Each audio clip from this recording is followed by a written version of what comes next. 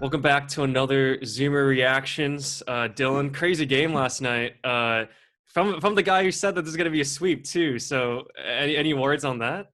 Yeah, I was looking for LeBron. I don't love the guy, but I do think I came into this thinking that he was probably the GOAT, and I was looking for him to prove that and help me win some arguments. And he has been a huge letdown. No, I I'm don't. I would disappointed in that disagree, guy. dude. He had an Here's the amazing thing: game last night. he had an amazing game. Like the numbers speak for themselves, but I don't forgive the last play. I know it's the right play, but like I'm gonna take a quote from Damian Lillard. Like LeBron goes down, draws two defenders, passes out to the wide open guy. Someone asked Dame, "Do you think that was like the wrong shot, the wrong move?" And he was like, "No, he made the right play. Dot dot dot. But I would have shot it on both of them. I think LeBron needs to make a play and hit a game winner, or like needs to down the stretch like get them in a position to win. Like you're LeBron James, chance to win the finals, one possession game, the whole at fourth quarter. Like I'm not giving you any excuses. If you want to be Michael Jordan, you want to be Kobe, like you got to be a killer. You got to win the game. So before we go into the actual game, I want to where did this notion that because I don't think LeBron wants to be Michael Jordan. I don't think he wants to be Kobe. I think he wants to be LeBron James. And where did this notion come that making the right play if you're the guy is isn't the right play? Because I just think it's a little bit unfair. I think that LeBron is he wants to play the game the right way, and if you don't trust your teammates in that moment, I question if you're really going to trust your teammates at all. Now, that being said, the rest of this team is trash. All right, Danny Green is trash. Danny Danny Green Green's the is a coldest garbage player on the player. floor. He's a he. Danny Green was the worst player on the floor at all times last game. Like if you're talking about just inability to do anything that he's supposed to do, he needs to step it up in game 6 or his job's on the line. Yeah, did you see LeBron after the game? Like, I trusted Danny Green. We trusted Danny Green. You got to live with that. Just very solemn. Um, I just think that LeBron, like, if you want to be the best ever, like, that's a situation where, like, I'm going to hit a shot to win the finals. I mean, I know if he makes a play and Danny Green hits it, that's great. But I think that that would have been compared to like the Ray Allen shot. Like, you got this guy that's gonna get LeBron over the edge, and that's why you have talented guys on your team. But I think that if LeBron wants to be the best ever, whatever needs to happen, and you need to win the game. Like there's no excuse if you lose the game. If you lose the game and you passed out, then I'm going to tell you should have shot it because you're LeBron James. Yeah, so let's Even if talk. like you back him down to like the free throw line, just like the little LeBron fade, it could be like the Kobe fade, like to win the finals in the Mamba jerseys. Like call it ISO. Like don't make them make someone else beat you. You know. Yeah, well, okay, so let's talk about the game because Eric Spoelstra, in my opinion, is the MVP of that game. I don't know if the whole entire game, they were kind of LeBron's passes were getting tipped around, intercepted. It seemed like they were getting into his usual passing lanes. And that last play and other plays before that, they did a really interesting thing where LeBron would get the ball, and as he approached the basket, they would force him into the corner, and they would by bringing the guy on the block over. And the guy on the opposite wing, which I remember one play was Jay Crowder, they would bring him over so that that skip pass that he does was covered. And I think Eric Spoelstra really watched the tape on LeBron, what he did in the first 4 games. And in a lot of ways, LeBron wasn't able to rely on his teammates to get those open shots because those passing lanes just weren't there anymore. I think that's why he ended up scoring a lot more points. And I think I did like a lot of that, especially in the second half when he really just was like, I don't think anyone else in my team is really going to step up in this moment. I need to step up. Um, I think that if I, I, AD has the ball in his hands on the last possession, they win the game. I credit Eric for that, and AD is obviously. I hope he can rest up the next 2 days because I think he's hurt. He does not look right. Okay, so when he like started limping, I was like, wow, he just tore his ACL, and he was fine, and that made me think that he's a little bit soft because you watch you watch the replay a million times, like Looked like his there's Achilles. basically nothing that it looked like. If it's anything, it was Achilles, but they said it was his foot. He was like his foot was hurting, and it was like, look, his foot hits Duncan Danny Green or Robinson. Duncan Robinson's knee, like his foot and his shoe hit a guy's knee, and he's coming out of the finals. Just Well, thought that was a he little to his soft. credit, he never came out of it. He never, and like except after that moment, I think he played like every minute past that. And Yeah, in that fourth quarter, he was limping around, he and was limping around. Yeah, I got a little bit of the KD like PTSD where I've seen a guy grabbing the back of his ankle at the lower of his Achilles, and you're kind of thinking like, should Vogel take him out for just a few minutes before like real clutch time comes, just to like gauge where he's at, just to see, because the truth of the matter is that this team, LeBron's going to be the reason why they win, but without AD, this team is like outside LeBron is garbage, and we've already said that. But it really got I, exposed I last game. I think if you're like, yeah, if you're Frank Vogel, you're thinking like, my best chance to win a finals right now and to win next finals is if I don't let AD tear his Achilles by benching him. But I don't think that like it looked a lot like he was holding his Achilles. But watching the replay and hearing what the commentators were saying that it was his foot, I think that it was his foot, and I think like I'm glad he played through it because I would have been disappointed in the guy if he like let that pull him out of the game. He was limping hardcore the last 5 minutes, and maybe that's why they didn't feed him the ball. But I don't know. I put it on LeBron. I know that's like it's the impossible standard. Like LeBron's been held to the highest standard his whole career. But like if you're like going out there to prove that you're the best ever, I would have been nice if you hit like a finals winning shot. That's Yeah, and one more thing on LeBron, because I want to talk about Jimmy Butler. I think Jimmy Butler is really a hero in this series. But even if LeBron wins next game, is this like, is it because they didn't beat them handily? Are I people think going to that'll go hold this against against him. him? Yeah, I because it's six definitely do. games. Because it's 6 games. Like, do you think that, especially if we go seven, and if even if LeBron wins in Game 7, I still think that people are going to hold this against him. I definitely do. I don't. Okay, so yeah, I like again, like I've wanted LeBron to be the GOAT. I've wanted to be able to win that argument for so long. And so I'll like maybe I'll fight against it when it happens, but like I think that they should have swept them. And if they go 7, I think like maybe history will forget that, but it's a bad look. Yeah, I don't know. Like, obviously, if he loses, then it's over. And I think when people say who's the best player, I think LeBron. People with two eyeballs know that LeBron is the best player, but the greatest player, that implies legacy, and legacy is not in LeBron's favor right now compared to Jordan. And Yeah. the fact that they lost that game, I think, says something. But anyways, yeah, Jimmy Butler. Like, what do you see that's different? Because he wasn't this kind of guy the first two series. Like, he was good, but this is something that, like, this triple double Jimmy is pretty it's a welcome sight to see. He played 47 minutes and 11 seconds last night. He played all but 49 seconds of a 48-minute game, which is crazy. Again, especially if you're guarding LeBron James and Anthony Davis for 47 minutes. I think that Jimmy Butler, like more than maybe anyone in the league, feeds off of just like the moment, the adrenaline, like the trash talk, the everything. And so I think that if you like put him in a finals game, he's just like dialed up to 15. Like that's why I believe like he can play 47 minutes and like not even break a sweat because he's Jimmy Butler. I think that he's just a baller, and when you put him on the Timberwolves, that means like fighting guys in practice. And when you put him on a championship team, that means he's going to fight for a championship. Is he a top 10 player? I guess that's an interesting question. I used to say no, because like you don't see him scoring like 30 points a game. But if you put him on the line like that, he's hitting all these mid range shots. He looks like Allen Iverson. That's like what I think of when I think of like finals performances by like one player that just like carry a team. And he looks like AI. I don't know if he's top Yeah. 10. It's I tough. I think when you're talking about ability, I don't think he's top 10. But I think if you're talking about a player that, like, win share, like you're talking about like a winner, someone who's going to literally make your team win more games and is going to win more close games, I think Jimmy Butler is top 5.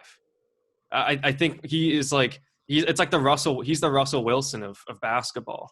Like, The thing yeah, you he's might not be Mahomes. He's not LeBron. Like, he doesn't have the physical gifts. He doesn't have like the no look passes. Like, he's not that guy, but he he is like the guy that, in when the game's on the line, I think he's top 5 clutchness. He's top 5 ability to stay within the moment. He's never going to crack. And he's also going to hold everyone on his team accountable in the best way possible. So if you're talking about setting a great culture, winning games, and being clutch, I think he is inarguably top 5 in those categories, at least right now. I was gonna say, like, if you're making 2K overalls, I think that Kyrie and Russell Westbrook and Joel Embiid have a higher 2K overall than Jimmy, just based on all their attributes. But I think that Jimmy is proving that like that's the guy you want on your team more than those guys. Yeah, and I do think that Eric Spoelstra probably again, because I don't think obviously I don't think the Heat are going to win like the whole series per se, but I think Eric Spoelstra is going to get not enough credit once again because I do think Jimmy stepped up. I think that's a big part why they're winning. But you talk about losing your leading scorer like in game one, like Goran Dragic. By the way, like if you tear that ligament in your foot, I'd be very surprised if Goran comes back. Um, and Eric Spoelstra has found a way to just make it work. And guys like Duncan Robinson are being put in a position to really succeed. Um, and I mean that guy's just a baller. Like Duncan Robinson isn't an athlete. He's not like any. He doesn't have physical gifts. He's just a baller. He might be the next Joe Ingles in the way that his impact on the game is just incredible. Like for what relative to his like gifts. Kendrick Nunn has not played in a long time, and he came in and played like a lot of Yeah, minutes last night and hit a bunch of shots in Dragic's absence. I know he's played this series, but like he like filled a spot on the roster. Like you need a guy like anyone that plays in the game needs to score 10 points against the Lakers, and he did. he plays a lot like this is what I realized that when I realized that it might be Spolstra more than anything. He plays a lot like Goran, like Kendrick Nunn, like in especially in this finals.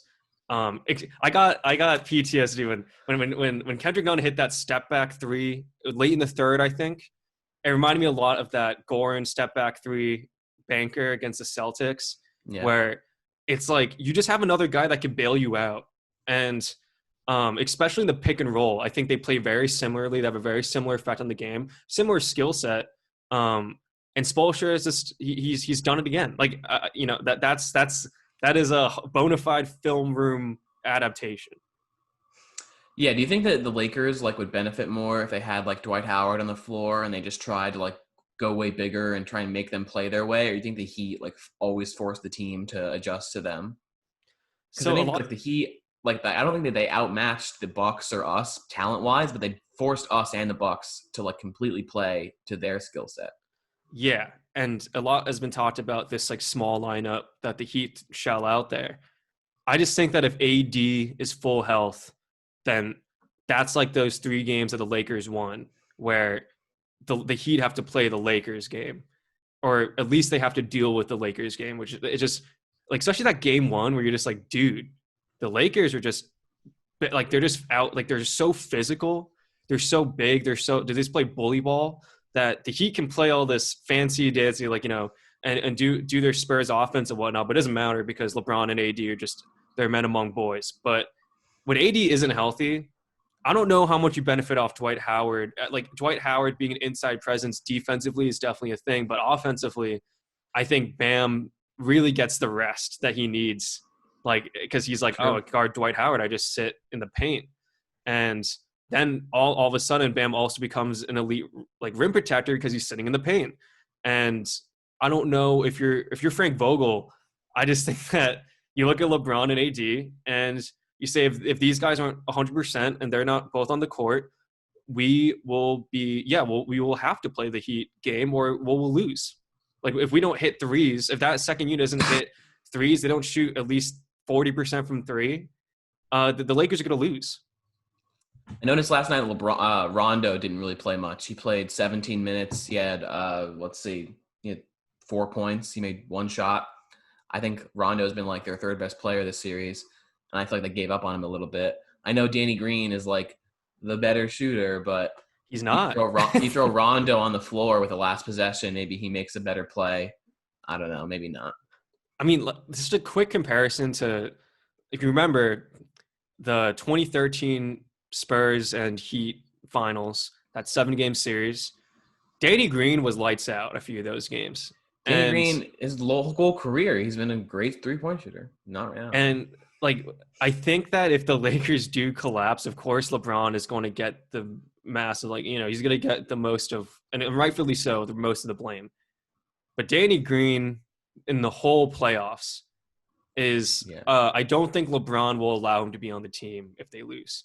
Like I Danny don't. Green, I know this because I was arguing with my friend the other day, so I know this for off the top of my head. He's shooting 34% from the field and 33% from three in the playoffs. That is not acceptable for a player that gets minutes, let alone your shooter, like your sniper. Yeah, he's like, I'm a 3-and-D player, yet you're getting lit up by every wing player around the Heat. You're not hitting your shots. When you put the ball on the floor, you get it stolen from you. You're not making any good passes. You're not getting any rebounds. So what are you doing? And I think after the game, I explained to my friends why I think that plus minus is the dumbest stat in the world and has been made useless by stats like player efficiency rating and whatnot. It's not like Danny Green's plus minus is going to be like -30, but if you watch the game, you see Yeah. just you're like, oh my gosh, he's by far the worst player on the floor right now. KCP is making Danny Green look like KCP. Like, That's true. KCP, I have like hated on him a lot, but maybe he makes that shot. Maybe J.R. Smith makes that shot. KCP, I think we need to give him credit in this final series. I think, in my opinion, I think Rondo was the third best player in the Nuggets series, but I think KCP has been the third best player in the finals. That's fair. He's hit a lot of big time threes, and I think he's the third best not because he's having these monster games or he's making these monster plays. It's because he's doing his role. He's filling his role, and if that's all he can ask. It's interesting. Last night, remember how Morris turned it over after he got the rebound? Mm-hmm. So they chose to have Morris on the floor. Morris last night, 23 minutes, 0 points, 1 rebound, 0 assists. And he's on the floor over Kyle Kuzma and Rondo and a number of other guys. That jumps out to me. That was weird because I do think his size, he gets that rebound. I think that's his job, but very clearly shot his pants. It really funny. Like he picks his dribble up between like the elbow and the 3-point line, which if you do that in that situation, you're shitting your pants. Like it makes no sense to do that in that space. AD is obviously getting undercut by Bam because, Bam is physical and whatnot. Not the time to throw the ball. I don't know if Kuzma makes that decision. Kuzma's been getting a lot of shit too, but I just think that he's a better decision maker in that moment. And he's just as LeBron's tall. wide open. So if anyone else is in that moment and they have the composure to like look to their right a little bit, LeBron is standing there like this and like wide open for 3. I don't know if LeBron hits the 3, but I think that he was knocking him down last night. He was. But like I wonder if because Markieff instantly became like the blame because of that terrible play. But I don't know. I really do think that the 90% of that loss is on Danny Green and him not fulfilling his role. Because when you look at this team that is so deplete, like besides LeBron and AD, like I really don't think that any of these players have any kind of major role in any other team. Maybe outside of Rondo, you really just got to do your job, and that's all LeBron is going to ask you to do. Like LeBron's going to score 40 points a game if he needs to. But the rest of you just got to do your job.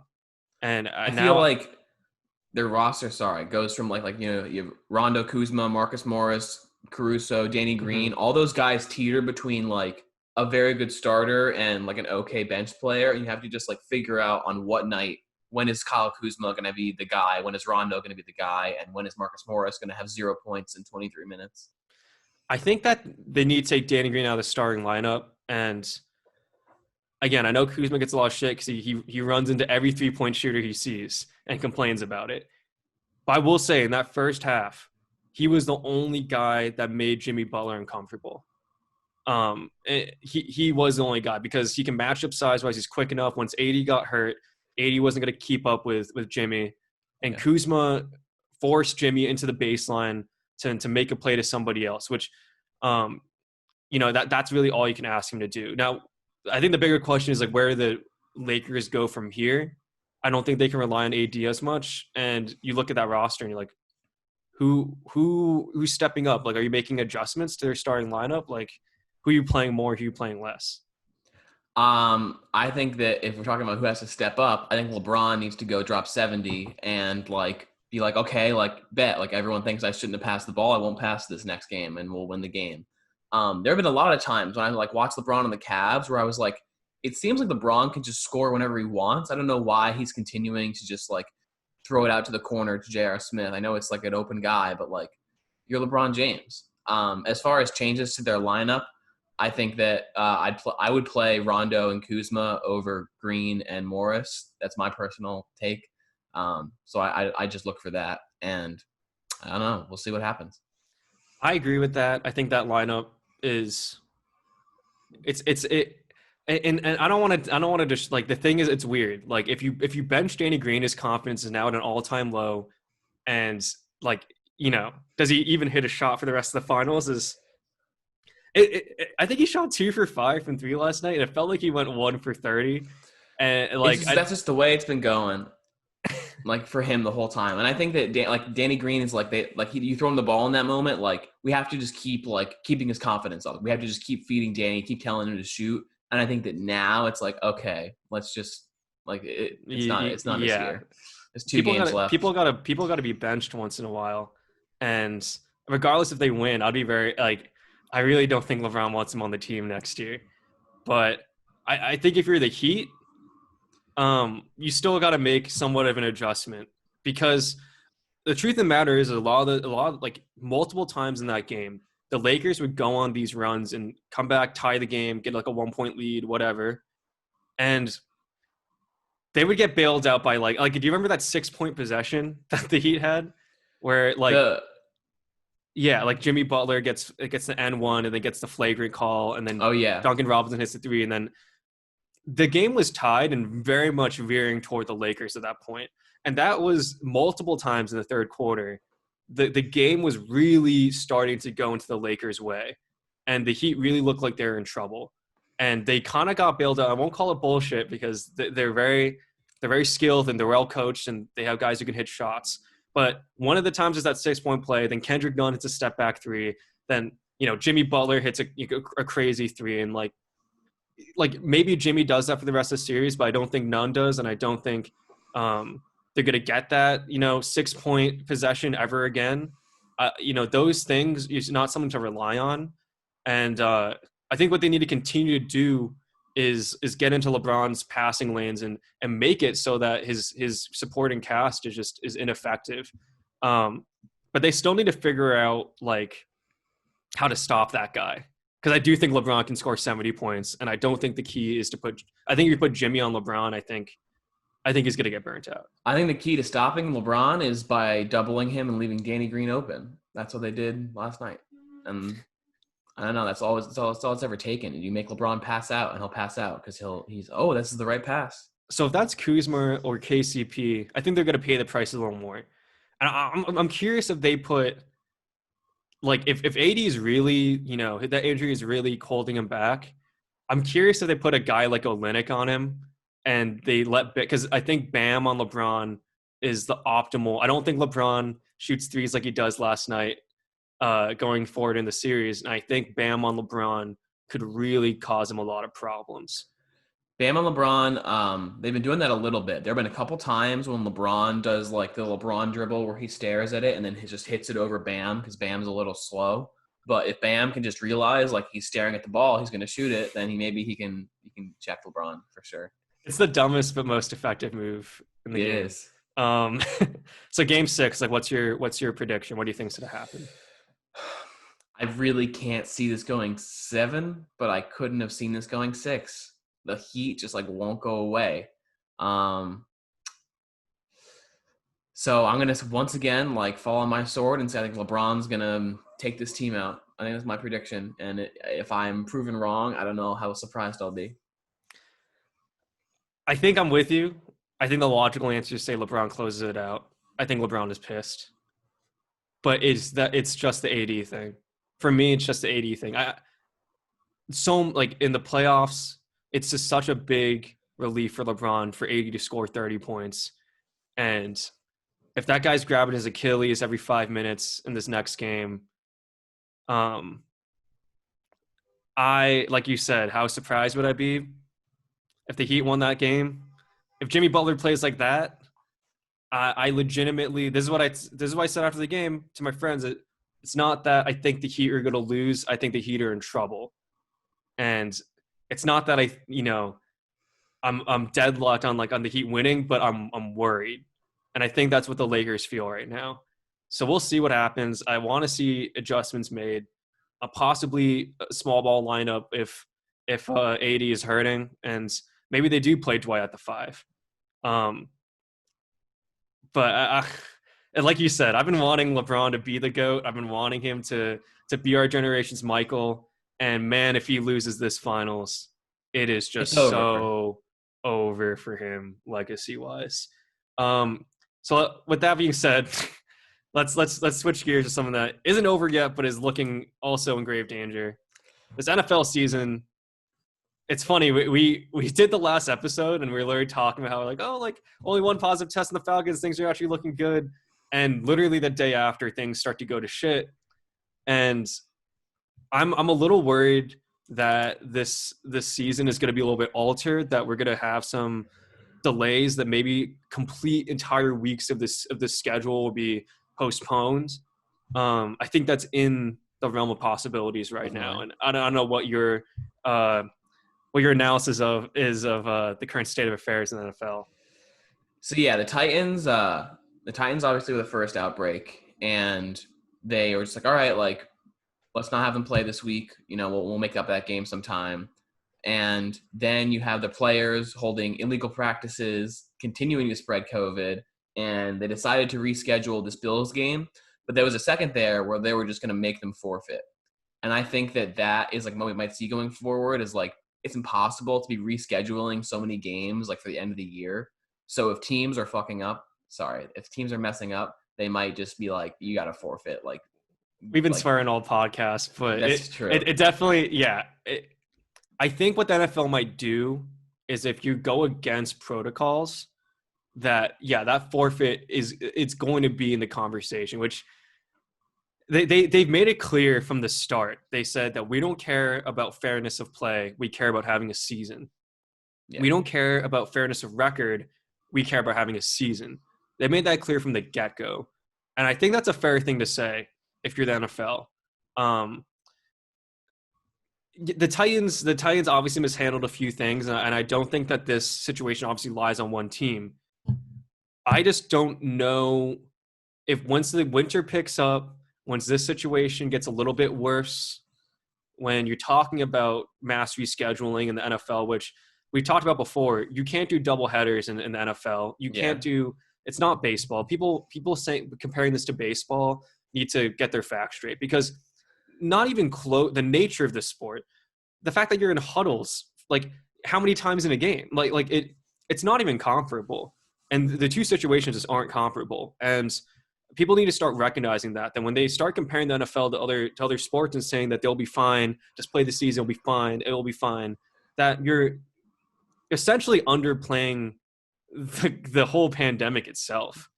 Yeah, so the Yeah, go Titans ahead. players missing practice or having practice like off the field, like they're human beings and they want to win games, and so like I don't like hold it against the players necessarily that like they wanted to practice and get reps in. I hold a lot against the NFL though, because the NFL, as we can all agree, is like one of the worst run professional sports Mm-hmm. organizations there is. Roger Goodell is terrible as a commissioner, and the NFL has proven for a long time that all they care about is like money and the profits and just making sure the league is profitable. And that's why the Chiefs and the Patriots played that Monday night, because it was a Chiefs Patriots game. And there's what I'm learning in my plagues and pandemics class is that there really is an incubation period for COVID where you can be exposed to it and catch it and not test positive for between 2 and 10 days. So if you asked my plagues and pandemics professor, she'd tell you that if you're exposed to someone, you have to quarantine for 2 weeks. They didn't practice for 2 days and then played a football game. And then the next morning, someone else tested positive. Stephon Gilmore tested positive for COVID. And I don't blame the players for that. Obviously, I blame the NFL. I think as we go into the winter, and if things like if the NFL is put in a position to fail, they will. That's how I feel. Yeah, and that's the thing. The NFL has never been good at adapting to these new situations, and that cannot be ignored in in this situation that you just need to adapt to things. The NBA taking time off and taking time for a solid new plan, and like people forget now because the bubble has become a little bit normalized and it was so successful. It was a very abrupt change. This was a drastic change for these players, and we had to get them to buy into it. But because it was so well planned and so well executed, like it became normalized, became the new normal, and it worked. The NFL would never do that, and they would never miss out on 2 months of revenue, and that's going to be their downfall. That's going to be we joked with our friends that like is the Super Bowl like in danger, and our friend said no because NFL cares about money. Well, guess what? You don't got players. You don't got you don't got a fucking playoffs. And you need to have something in place to prevent this from getting worse because it's not what the situation now. You can still play games and players get sick, but you don't care because of the NFL. The situation in 2 months, you don't know what that's going to be. The NFL doesn't know. None of the players know. We don't know. So for us to say that the playoffs aren't in danger is naivete. It's absolutely naivete.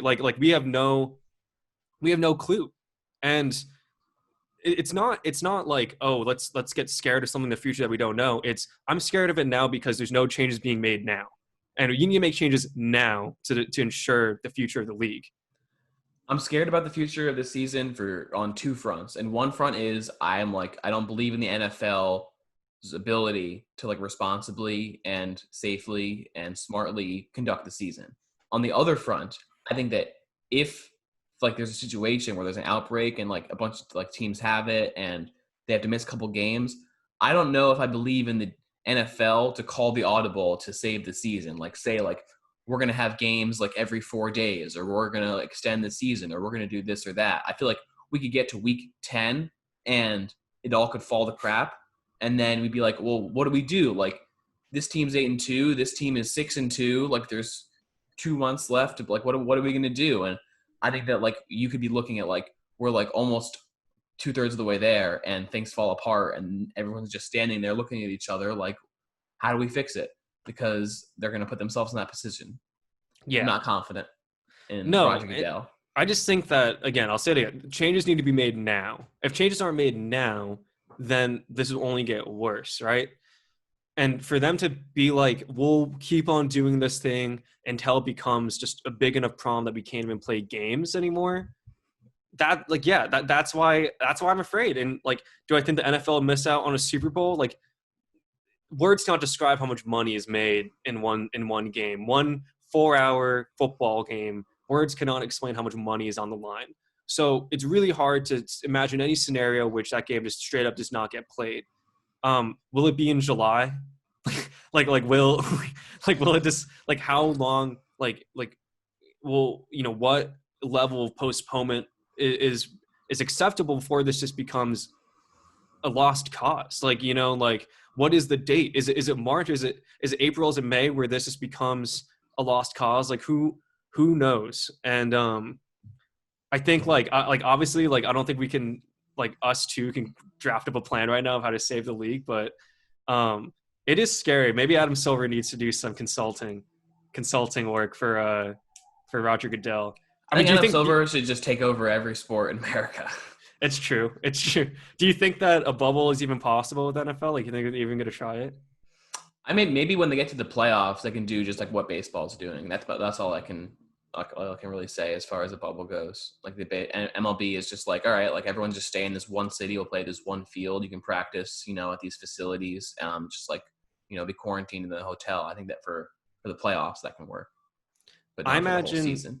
once the NBA is done, why not have like the NFL move in there and then have another site? Because I know there's more players and more personnel. Maybe you just have like a Phoenix location, a Florida location. So what? Half the league doesn't play each other. It doesn't matter. Let's just play a season, and for the playoffs, we'll have one of the bubbles be like the playoff bubble. Like, what is stopping like the NFL from doing that? Is it the money? Is it admitting defeat per se? I don't get Well, what the keep con in is. mind that they're allowing, like, the Dolphins are allowed to have full stadiums now. I don't think they're going to, but they're allowed to. Like, people, like, teams are still like trying to make money off of like selling tickets. Um, and I think that decision would have had to have been made a long time ago and had like a big plan coming into the season. I think that to like halfway through, be like, all right, everyone, like, pick up and move. And like the bubble like took a while to ramp up. They had to like check in, and then they had to quarantine, and they had to get like situated.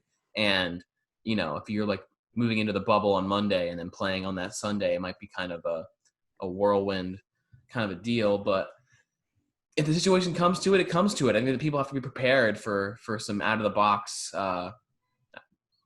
box situations and Yeah, solutions. I just think that the NFL has more of a reason, because the tough thing with the NBA is they're taking 100-day hiatus, and um, the season is long, so you don't have a big gap of off season to work with when you're pushing that closer and closer back. Now we're in October, we're still playing the finals. Now they have to mix in the next season. Like, the NFL is a long off season, and if they take a 50-day hiatus to figure out a bubble and get people situated, you start to think like the NBA had X amount of excuses to not. The NFL has so many less excuses, in my opinion, to implement something like this, just because of like a bubble when you're playing one game a week. I feel like is a lot more manageable than games being played every day. We're trying to fit in these games before Halloween, because that's usually when the season starts. Like, and I don't know, like if you can just obviously you point to Roger Goodell as like the one man to blame, but in my opinion, like the whole like whoever's making the whole entire team making decisions at the NFL, I think like you said, they played the money game. They saw how much it would cost, and they wanted to play like the MLB to pretend like everything was fine. I will say though, the MLB did not allow fans, and um, we know this as baseball people. That was probably hard. Like, so much of a baseball game is not even the game. Like, and people know that. Like the baseball experience has so much to do with the full stadium, with the beer, the hot dogs, the whole 9 yards, and Take me out to the ball game. Take me out it with the crowd. it's just like it's a family thing. Like, and for the NFL to be allowing people in stadiums to, it really speaks volumes on how not seriously they're taking this whole entire thing, right? Um, Yeah. which it's just it's sad to see. It's hard to see like our favorite players are probably gonna get coronavirus, and we don't know like the long-term health effects of this disease yet.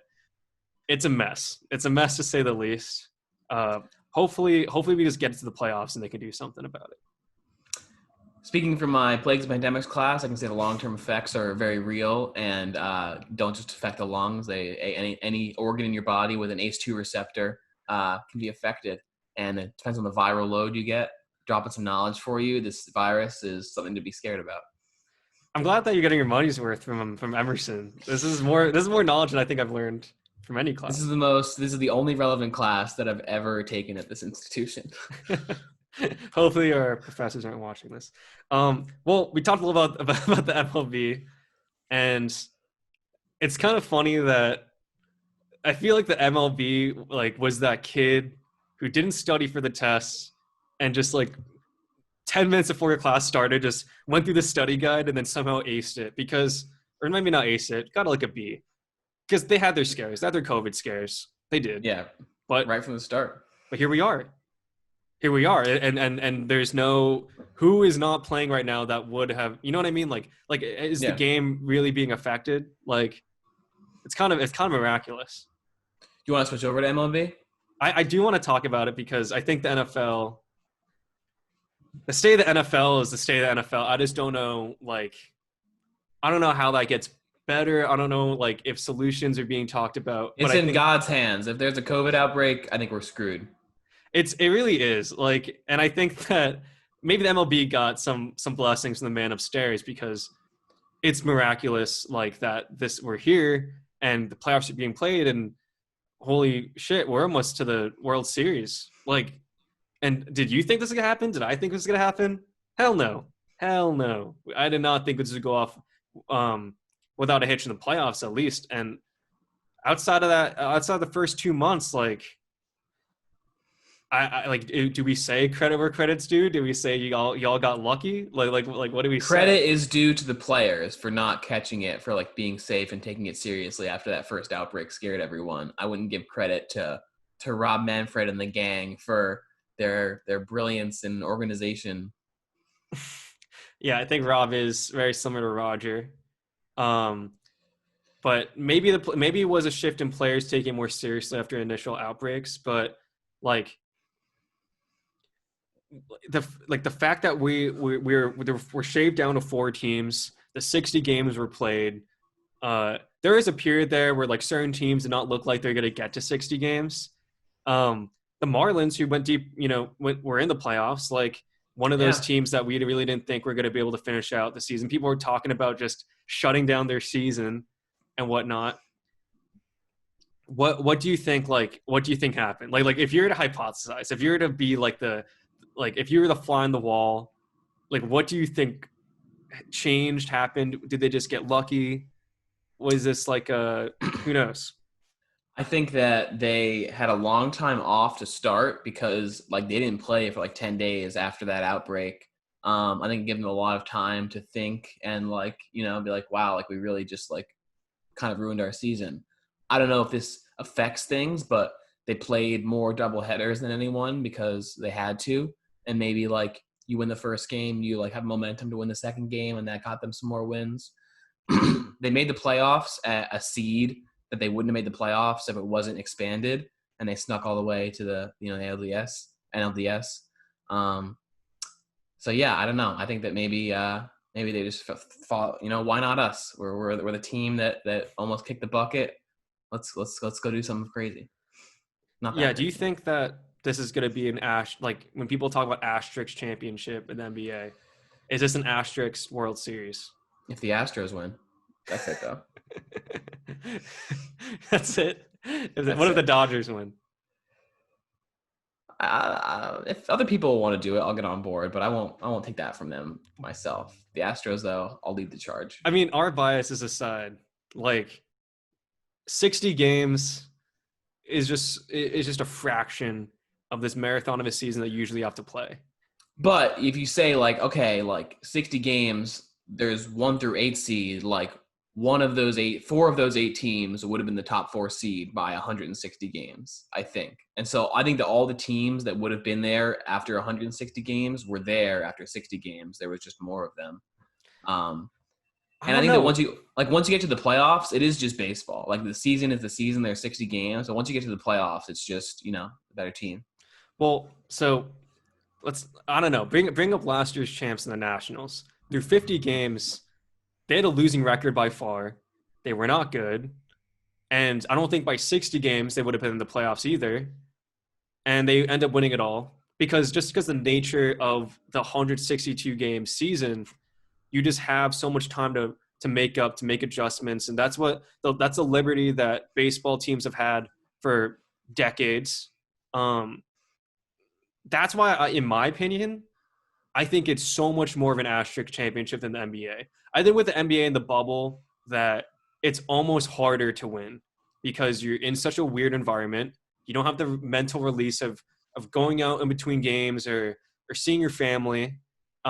There's social justice movements happening all around you that you can't really make the impact that you want to. And there's so much going on in the world. You're worried about like in normal circumstances, you're just worried about, your kids catching this terrible disease or something like that, loved ones.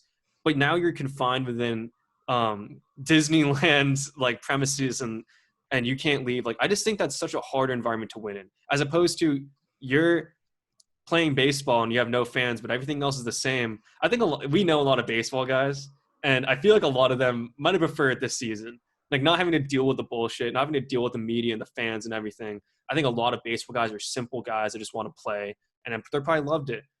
I just think that this is so much more of an asterisk, though. Like, talk about, think about if the NBA was 25 games.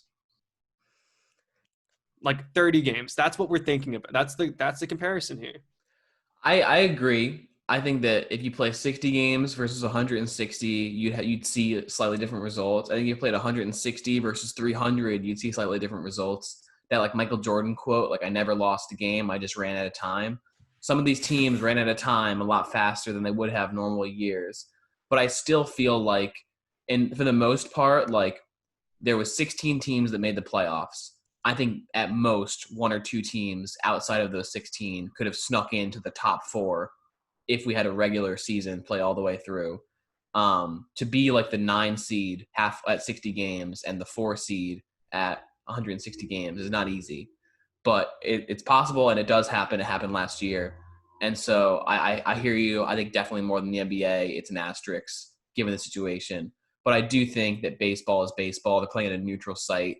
And so once like the AL and NLCS and the World Series, like I think more than the NBA Finals, like the NBA Finals played in this empty gym. I think that baseball played in an empty stadium is more of like an environment that doesn't really phase you. I don't know. That's how I feel. I think that the World Series, like I won't like watch the World Series and be like, if this wasn't in like the pandemic, this would be so different. I think it's going to be like pretty much the same.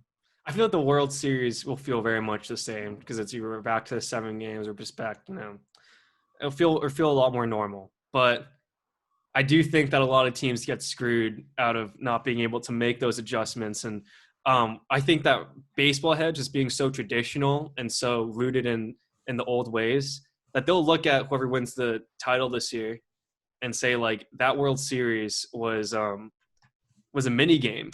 Like it was like like because 60 games is it. And when you say it out loud, it doesn't sound like because it's hefty. It's 60 games, but more than like you're taking away 2/3 of the season and in any other sport that would just be completely unacceptable. Like the 4 or 5 game NFL season would be hilarious. Like Doesn't it feel like it makes sense for like the Rays to win this championship? Like if you go back it 15 years, does. you tell someone like the Rays are going to win in 2020, like, oh, what has to happen? Well, we have to completely change all the rules and play Yeah. 60 games, and like it's going to be totally different, and like teams are going to tank, and the Rays are going to come up winning because that's what has to happen. It's the Rays.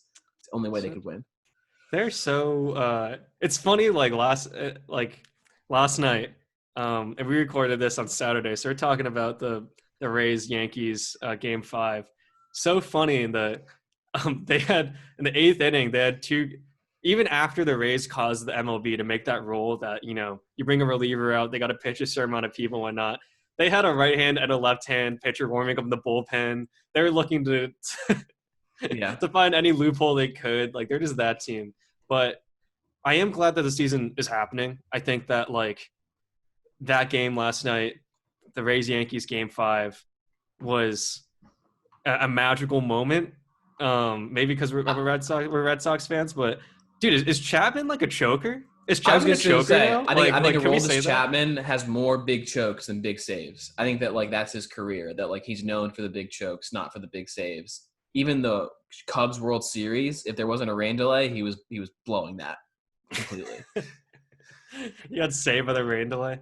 I noticed that last night. The minute that ball went out of the park, I'm like, I feel like I've seen Chapman make that face actually more times than like. Is he actually like worth the money? Like, is he because he can throw gas? Like, does that even matter? Like, I read a thing, I think it was from CBS Sports, that Garrett Cole's salary is greater than the entire Rays starting lineup salary.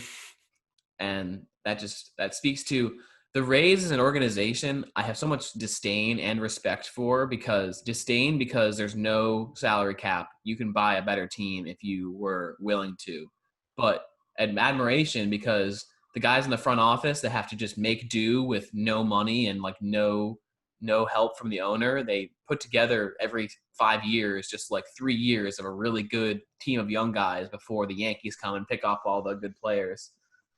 yeah, they have found a way. I feel like they have some Moneyball thing going on. Like there's like Jonah Hill is in that front office. Like I know he is. I know Brad Pitt and Jonah Hill are somewhere in that office because Like they go out and they get like David Price and they get like Evan Longoria, and then like eventually like David Price is going to go somewhere where he can get paid. But like for a couple years, you have this like phenomenal team. well, we saw working in AAA, like we saw like their farm. is always good, and their pitching is always good. And they find guys like Tyler Glass now, and people that uh, the pitching they have is wacky. It's like a circus. Like they had that guy a couple years ago throwing frisbees. Like they just have like Charlie Morton, like Yeah. just a bunch of crazy guys that might be overlooked by a team with a higher payroll like the Yankees, but it's so hard to hit against the Rays, and uh, hats off to them, and I guess like their scouting and whatnot. Um, I really thought that other series are going to be a little bit more close. I'm glad that that one went 5. I think that is what it deserved. I'm a little disappointed about the Padres because they loaded up. I really thought that if you load like they really swung for the fences like this season, like no pun intended. They the Dodgers. There's is there any chance the Dodgers don't win? Like can we be honest for one sec?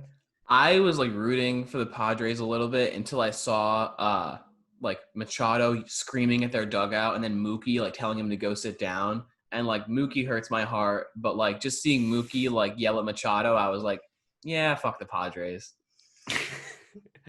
Yeah, So I'm glad they lost. The Padres to me remind me of a more successful like Cleveland Browns team.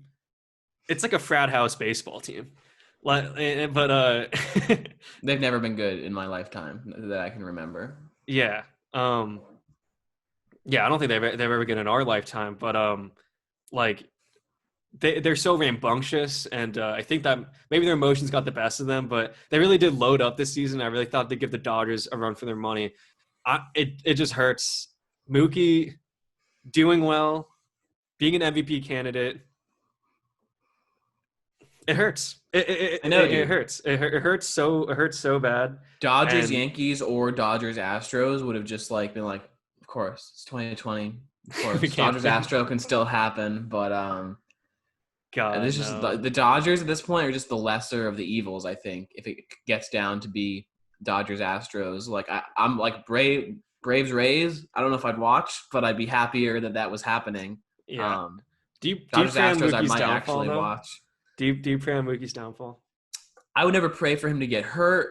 No, no. But do you And uh but if I'm being honest, if like he was being pitched at to like hit a home run to win the game, I would kind of hope that he struck out. so yeah, and I feel like I'm in the same boat because it's such a like I feel for the Dodgers. First of all, I feel for the Dodgers. I think we can have more sympathy for the Dodgers because we beat them. Um, but it does suck what happened to them. I think that they are chokers, but they did get screwed by the Astros, and they're a very talented group. And I think that if they win this year, they deserve it. But when Mookie went over to that team, it it really broke my heart seeing how good they were and how good he was and how well he fit into that team, how good he looked in blue. You know, like him making like the plays that we were so used to him making that we didn't see in 2019. Um, it's a tough situation, and now it if it does become Dodgers Astros again, like yeah, you have to say like Mookie winning a title with a different team might be worse than all of America losing by the Astros winning If it the all. Dodgers won this year, then as just a Red Sox fan, you can immediately be like, they signed the second best player in baseball and they immediately won a championship. Like, how did you let this guy walk out the door? That's the difference he makes. Because it Yeah, is. because Bloom's approval rating right now is not great. It's not great, and I don't think it's if Mookie wins a title with the Dodgers Immediately. immediately, and not only like makes an impact, like not even just like oh he's on the team. It's like no, he played better than Bellinger this year. Like that is like Bloom will be. It's not like Bloom's on the hot seat. He just got there, but damn, like Boston is quick to judge and is not quick to forgive.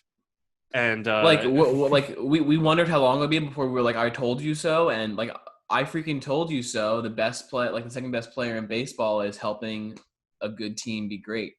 yeah. That's how it Um. works. So what's your prediction? Because truth be told, the Astros look good, and I don't think the Rays. Uh, I think the Rays are a bunch of chokers.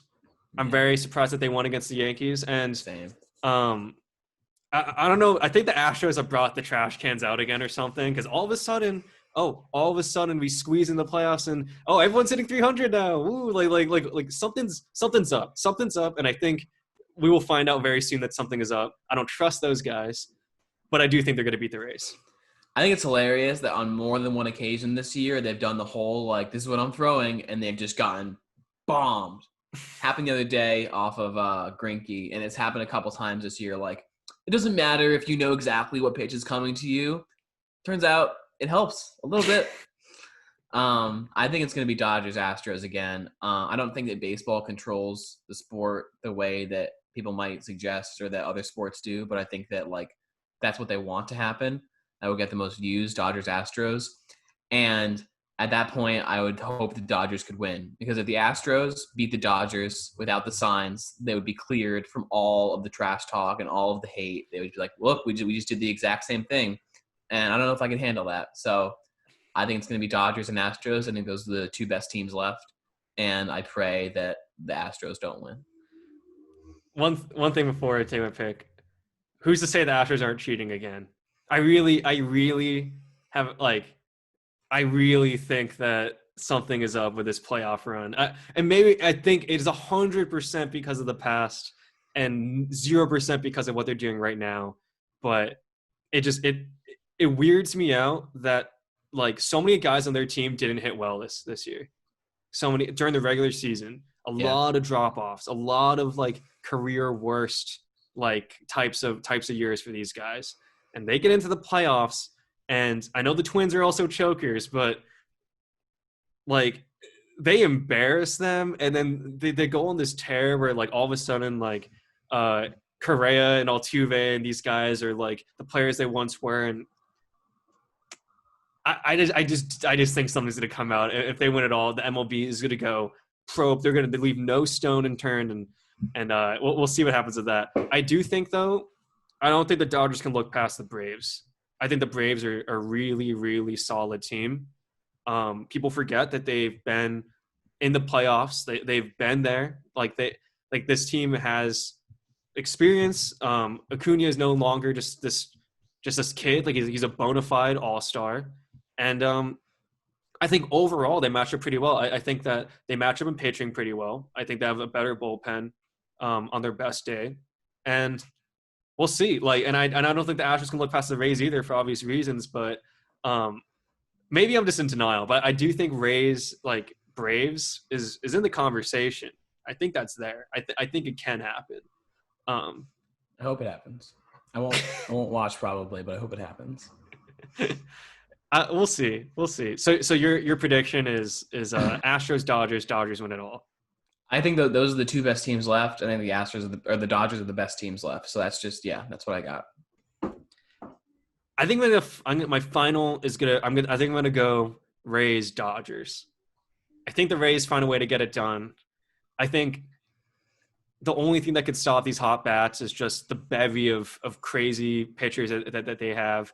They can they have no weakness in terms of like the guys are hitting well. Like the Rays have never been able to hit the ball well, and they got some newfound confidence. I do think that they think that this is the year the curse gets broken. I think that's what they believe, and I do think they'll beat the Astros.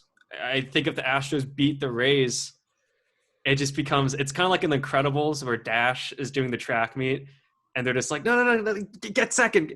It'll be too obvious if you win. Yeah, make it close. Like I'm telling you, the Astros are cheating. You can mark my words. Mark my words right now. They're cheating again. I know they are. They definitely would rather lose to the Rays than the Dodgers. I think for sure if you're an Astros fan. Yeah. Well, and I think in a funny enough way, I think the Dodgers would also rather face the Astros than the Rays. I think they want the rematch. They want that to happen. And Joe Kelly wants to throw another ball behind. Hell yes. And I hope it happens. I hope that happens if that's it would be hilarious if like Mookie is like the World Series MVP and like Joe Kelly is like shutting them down because it's just like the Dodgers had to just go grab a couple Red Sox to shut down these Astros and put it to Yeah. bed. All right, just to finish off this podcast, I know you got quite a lot of work to do today. One thing looking forward, I'm looking forward to Josh Allen. I think Josh Allen has been this guy, and I know that face for a reason. And I trust me, man, I'm with you. I was that guy when Josh Allen got drafted that said this guy's has bust written all over him. He You and can't Jalen Ramsey well, both said that. he can't complete like if you can't complete over 60% of your passes in college, I really have doubts about your accuracy, your decision making. You're trying to make that game winning play every play. It's not something that I think is conducive to the NFL. But he has better numbers than Patrick Mahomes this year, and like I don't think that can be ignored. I think his decision making has been great. I think that there's none of that like we saw in the playoffs last year. I feel like even when he would win, like he's just shitting his pants. Like he's kind of he's winning by doing crazy stuff, but he seems composed. Even in the pocket, he seems composed. He's extending plays. He's athletic. The Bills have a great defense, which allows him to have like a lot more possessions that he might have had like in his rookie year. I'm looking forward to it. I don't know are you when will you be sold on this guy? Because I'm not 100% sold on him, but I'm starting to get there. When he does what he did to the Dolphins and Jets against a really good defense, I don't know when the next time he plays a really good defense, but I don't think that he's played like a top tier team / top tier defense yet. But yeah, he's proven me wrong at pretty much every turn so far. Not a great look for me. And if the Titans the Titans had a forfeit and they were just 5-0, I have a $50 bet that the Bills don't win the AFC East, and that would have kind of hurt. Yeah. Well, hopefully Cam Newton gets a little bit more healthy, and the Pats can do their thing. But yeah, I'm looking forward to Josh Allen. We'll see. Maybe he'll just fizzle out. 4 games is 4 games. What are you looking forward to? I'm trying to think of something that's happening next week so that there's something to longer look forward to. But honestly, what I'm really looking forward to is the NBA Finals Game 6, because I haven't gone into any of these games thinking that it would be entertaining. I thought that every single game would be a blowout. And for the first time, I'm looking at Game 6, and I'm like, this series is kind of cool now, and this cool storylines going on, and I'm really excited to see how it plays out. Because, like, if it's a blowout by the Lakers, it's a really close game. Like, whatever happens, like, there's just, like, in context of everything, there's just so much meaning behind whatever ends up happening. So I just think that, like, in terms of history, this next game of the finals is going to be talked about for a super long time. And so I'm hyped for it. I'm literally anxious. I am anxious watching. I was anxious last night. Like, man, I hope LeBron does some. Oh my gosh! Like, I think we literally ended the show in the same way last week when we're just like, man, if he like he really needs to get it done. Like, and I almost think LeBron has gotten so used to being the underdog in the finals, because he's always been the underdog in the finals, except for that Mavs year when he lost. And so we will see. I hope the best for him and LeBron Nation. Hopefully by the time that this gets released, we'll be talking about how LeBron is one step closer to Jordan and not one step closer to Jordan fans being right for his entire career. So hopefully that'll be the way it goes. And hopefully the NFL stays in one piece. Let's pray for that. A lot can happen between this call and the next. So let's just hope that nothing falls to pieces. We will see. We will see. All right. Thank you for watching another edition of Zimmer Reactions, and we will catch you next time.